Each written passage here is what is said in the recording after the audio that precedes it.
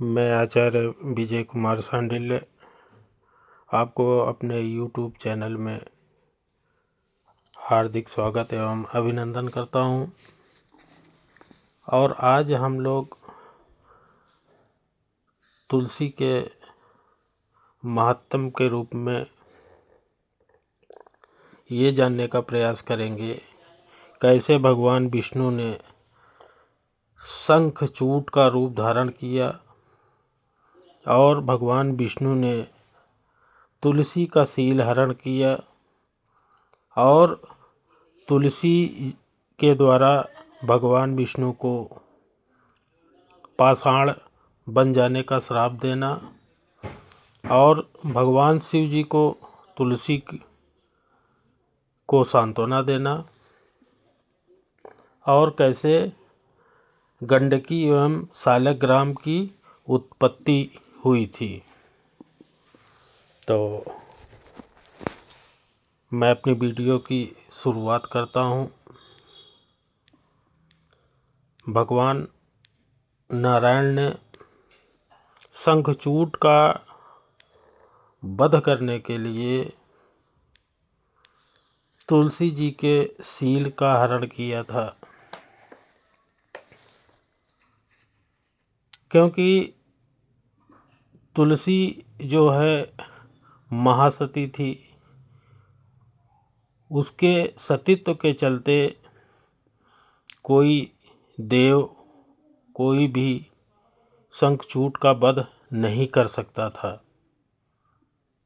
तो इसीलिए भगवान नारायण को यह कदम उठाना पड़ा और शंखचूड़ की पत्नी तुलसी के साथ उनको रमण करना पड़ा, जिससे वो तुलसी के श्राप से वो पाषाण बन गए। मैं आपको कथा सुनाता हूँ कि एक समय की बात है जब भगवान नारायण और भगवान शिव के साथ शंखचूड़ का युद्ध चल रहा था। युद्ध के मध्य में आकाशवाणी को सुनकर भगवान शिव जी से प्रेरित होकर भगवान विष्णु अपनी माया से ब्राह्मण का रूप धारण किए और शंखचूड़ से उसका कवच मांग लिया। शंखचूड़ का कवच दान स्वरूप ले लिया। फिर पुनः शंखचूड़ का रूप धारण करके वो उसके घर तुलसी के पास चले गए। उन्होंने तुलसी के द्वार के पास दुदुम्बी बजाई और जय शब्द का उच्चारण कर तुलसी को जगाया और कहा, हे प्रिय, हम लोग युद्ध में जीत गए। तो यह सुनकर तुलसी बहुत प्रसन्न हुई और अत्यंत आदरपूर्वक खिड़की से वो राजमार्ग की ओर देखने लगी। उसने ब्राह्मणों को बहुत सा धन आदि देकर मंगल कराया। उसके पश्चात अपने पति को आया जानकर शीघ्र ही उसने अपने 16 श्रृंगार किए। शंखचूड़ के रूप वाले तथा देव कार्य करने वाले ये मायावी विष्णु जी रथ से उतरकर उस देवी के भवन में गए। तब तुलसी ने अपने स्वामी को अपने सामने देखकर प्रसन्नता से युक्त होकर उनका चरण प्रक्षालन किया और प्रणाम किया और रोने लगी। उसने उन्हें रत्न के सिंहासन पर बैठाया जैसा कि वो हमेशा करती थी और कपूर सुवासित तांबूल प्रदान किया और कहती है कि आज मेरा जन्म और जीवन दोनों सफल हो गया, जो कि युद्ध में गए और स्वामी को पुनः घर में देख रही हूँ, क्योंकि युद्ध कोई साधारण इंसान से नहीं था या साधारण ऋषि मुनि से नहीं था या इंद्र आदि देव से नहीं था, स्वयं नारायण और महादेव से युद्ध था। ऐसा कहकर वह मुस्कुराती हुई प्रसन्नतापूर्वक तिरछी नज़रों से अपने स्वामी की ओर देखकर मधुर वाणी में युद्ध का समाचार पूछने लगी और कहने लगी कि असंख्य विश्व का संहार करने वाले तो देवाधिदेव शंकर ही हैं, जिनकी आज्ञा का पालन ब्रह्मा विष्णु आदि सभी देवता सर्वदा करते हैं। ये तीनों देवताओं को उत्पन्न करने वाले, त्रिगुणात्मक होते हुए निर्गुण तथा भक्तों की इच्छा से सगुण रूप धारण करने वाले ब्रह्मा एवं विष्णु के भी प्रेरक हैं। कैलाशवासी गणों के स्वामी परब्रह्म तथा सज्जनों के रक्षक शिव जी ने कुबेर की प्रार्थना से सगुण रूप धारण किया था, जिनके पल मात्र में करोड़ों ब्रह्मांडों का क्षय हो जाता है तथा जिनके ये क्षण भर में विष्णु एवं ब्रह्मा व्यतीत हो जाते हैं। हे स्वामी, उन्हीं के साथ आप युद्ध करने गए थे। आपने उन देव सहायक सदाशिव के साथ किस प्रकार संग्राम किया, बताने का कष्ट करें। आप उन परमेश्वर को जीतकर यहाँ सकुशल लौट आए हैं। हे प्रभु, आपकी विजय किस प्रकार हुई है, मुझे बताएं। तुलसी के इस प्रकार के वचन को सुनकर शंख चूट का रूप धारण किए हुए वो रमापति हंसकर अमृत वह वचन में कहने लगे, हे प्रिय, जब मैं समरभूमि में गया था, उस समय महान कोलाहल होने लगा और भयंकर युद्ध प्रारंभ हो गया। विजय की कामना वाले देवता और दानव दोनों युद्ध करने लगे थे। उनमें बल दर्पित देवताओं ने दैत्यों को पराजित भी किया। उसके बाद मैंने बलवान देवताओं के साथ युद्ध किया और देवता पराजित होकर भगवान शंकर की शरण में जा पहुँचे। रुद्र भी उनकी सहायता के लिए युद्ध भूमि में आए। तब मैंने अपने बल के घमंड से उनके साथ काल तक युद्ध किया। इस प्रकार हम दोनों का युद्ध वर्ष पर्यंत होता रहा, जिसमें हे प्रिय सभी असुरों का विनाश हो गया। तब स्वयं ब्रह्मा जी ने हम दोनों की में प्रीति करा दी और मैंने उनके कहने से देवताओं का सारा अधिकार उनको सौंप दिया। इसके बाद मैं अपने घर लौट आया और शिवजी अपने शिवलोक में चले गए। इस प्रकार सारा उपद्रव शांत हो गया और सब शांति से सुखी सुखी अपने जगह लौट गए। ऐसा कहकर चंद्रचूड का रूप धारण किए हुए भगवान विष्णु ने शयन किया और रमा से रमापति के समान प्रसन्नता से तुलसी के साथ रमण किया। उस साध्वी ने रतिकाल में सुख भाव और आकर्षण में भेद जानकर सारी बात जान ली और उसने कहा, तुम कौन हो? तुम शीघ्र मुझे बताओ कि तुम कौन हो? तुमने मेरे साथ ऐसा कपट क्यों किया और मेरे सतीत्व को नष्ट किया है? अतः मैं तुम्हें श्राप देती हूँ। तुलसी का वचन सुनकर भगवान विष्णु श्राप के भय से लीला पूर्वक अपनी अत्यंत मनोहर मूर्ति का रूप धारण कर लिए उसके उनके रूप को देखकर, चिन्ह से उन्हें विष्णु जानकर तथा उनसे पतिव्रत भंग होने के कारण कुपित होकर तुलसी ने उनसे कहा, हे विष्णु, आपको थोड़ी सी भी दया नहीं है। आपका मन पाषाण के समान हो गया है। मेरे पति के पतिव्रत को भंग करके आपने मेरे साथ छल किया है। आप पाषाण के समान अत्यंत निर्दय एवं खल हैं। अतः मेरे श्राप से आप इस समय पाषाण के हो जाइए। जो लोग आपको दया सागर कहते हैं वह भ्रम में पड़े हैं, इसमें कोई संदेह नहीं है। मैं आपकी हमेशा पूजा करती हूँ और आपके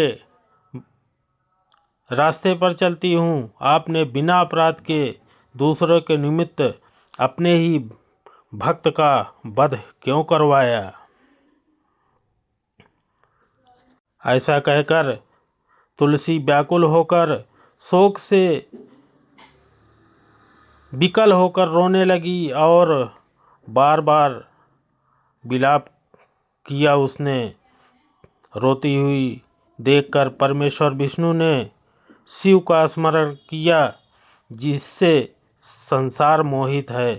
तब भक्तवत्सल शंकर वहाँ प्रकट हो गए। श्री विष्णु ने उन्हें प्रणाम किया और बड़े विनय के साथ उनकी स्तुति की। विष्णु को शोकाकुल तथा शंखचूड की पत्नी को विलाप करती हुई देखकर शंकर ने नीति से विष्णु को तथा उस दुखिया को समझाया और कहा, हे तुलसी, मत रो। व्यक्ति को अपने कर्म का फल अवश्य भोगना होता है। इस कर्म सागर के संसार में कोई किसी को सुख और तथा किसी को दुख देने वाला नहीं है। अब तुम उपस्थित इस दुख को दूर करने का उपाय सुनो, जो मैं तुम्हें बताता हूँ। और विष्णु, आप भी इसको सुने, जो तुम दोनों के लिए सुखकर होगा और मैं तुम लोगों के सुख के लिए बताता हूँ। हे तुलसी, तुमने पूर्व समय में तपस्या की थी, उसी तपस्या का फल आज प्राप्त हुआ है। तुम्हें विष्णु प्राप्त हुए हैं, अन्यथा ये कैसे हो सकता है? अब तुम इस शरीर को त्याग कर दिव्य शरीर धारण कर महालक्ष्मी के समान हो जाओ और विष्णु के साथ नित्य रमण करो। तुम्हारी यह छोड़ी हुई काया एक नदी के रूप में परिवर्तित होगी और वह भारत में पुण्य स्वरूपिणी गंडकी नदी के नाम से विख्यात होगी। अर्थात तुम्हारा एक स्वरूप गंडकी नदी के नाम से विख्यात होगी। हे महादेवी, तुम मेरे वरदान से बहुत समय तक देव पूजन साधन के लिए प्रधान भूत तुलसी वृक्ष के रूप में उत्पन्न होगी। तुम स्वर्ग, मत्स्य एवं पाताल तीनों लोक में विष्णु के साथ निवास करोगी। हे सुंदरी, तुम पुष्प वृक्षों में उत्तम तुलसी वृक्ष बन जाओ। तुम सभी वृक्षों की अधिष्ठात्री दिव्य स्वरूपिणी देवी के रूप में वैकुंठ में भगवान विष्णु के साथ एकांत में नित्य क्रिया करोगी और भारत में तुम गंडकी के रूप में विराजमान रहोगी। वहाँ पर नदियों की अधिष्ठात्री देवी होकर सभी को अत्यंत पुण्य प्रदान करोगी तथा विष्णु के अंशभूत एवं लवण समुद्र की पत्नी बनोगी। भारत में गंडकी नदी के किनारे ये विष्णु भी तुम्हारे साथ से पाषाण रूप में रहेंगे। वहाँ पर तीखे दांत वाले तथा भयंकर करोड़ों कीड़े उन शिलाओं को काटकर उसमें छिद्र करेंगे और छिद्र में विष्णु चक्र का निर्माण करेंगे। उन कीटों द्वारा छिद्र की गई शालिग्राम शिला अत्यंत पुण्य प्रदान करने वाली होगी। चक्रों के भेद से शिलाओं के लक्ष्मी नारायण आदि नाम होंगे। उस शालिग्राम शिला से जो लोग तुलसी या तुम्हारी संयोग कराएंगे उन्हें अत्यंत पुण्य प्राप्त होगा। हे तुलसी, जो शालिग्राम से तुलसी पत्र को अलग करेगा दूसरे जन्म में उसका स्त्री से वियोग होगा।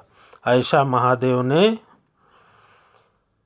तुलसी को वरदान दिया और कहा, जो शंख से तुलसी पत्र का विच्छेद करेगा वह 7 जन्म तक भार्याहीन रहेगा और रोगी रहेगा। इस प्रकार जो महाज्ञानी शालिग्राम शिला, तुलसी तथा शंख को एक स्थान पर रखेगा वह श्री हरि का प्रिय रहेगा।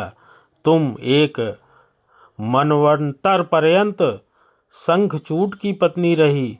शंखचूड के साथ तुम्हारा वियोग केवल उसी समय तुम्हें दुख देने के लिए हुआ है।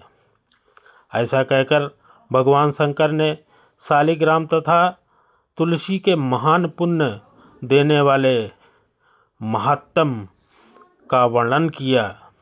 इस प्रकार तुलसी तथा विष्णु को प्रसन्न करके भगवान शंकर अंतर्ध्यान हो गए और शिव की बात सुनकर तुलसी प्रसन्न हो गई और उसी समय उसने अपना दिव्य शरीर को छोड़कर पुनः दूसरे देह को प्राप्त हो गई और कमलापति विष्णु की और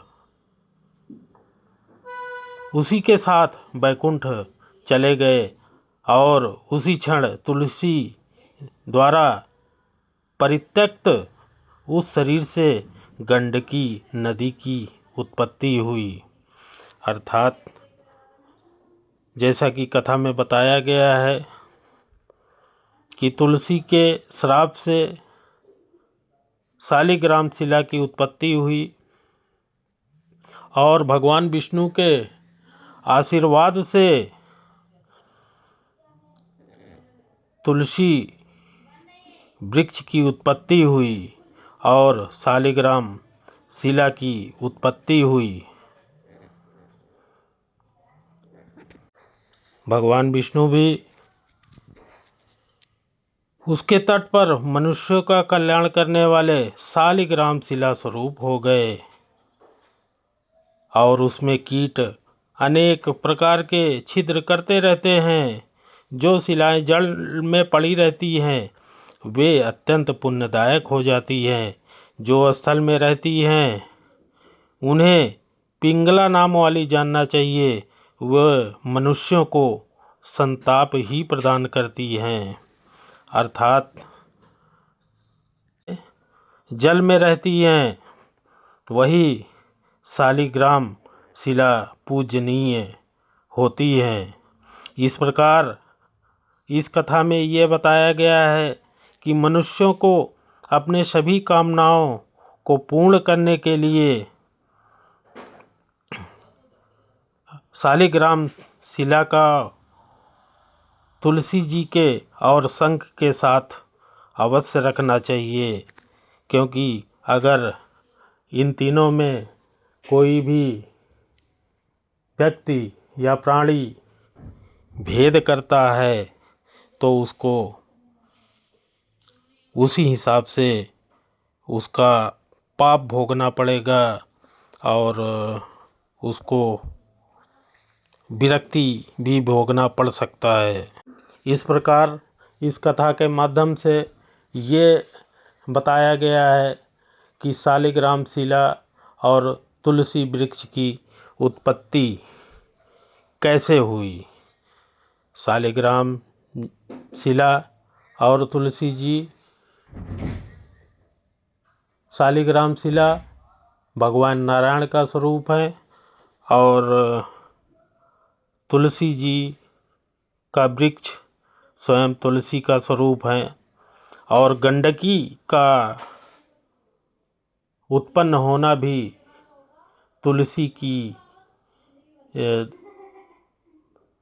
देह छोड़ना ही गंडकी का स्वरूप लिया और गंडकी नदी आज जो भारत में विराजमान है वो गंडकी नदी, उन गंडकी नदी में स्नान ध्यान करने से समस्त पापों की मुक्ति मिलती है। वहीं पे शालिग्राम शिलाएं भी मौजूद हैं, पाषाण भी मौजूद है। जो पाषाण कीटों के छिद्र से जल में गिर जाते हैं वो शालिग्राम शिलाएं अत्यंत ही पूजनीय और स्वयं नारायण का स्वरूप मानी गई हैं। अतः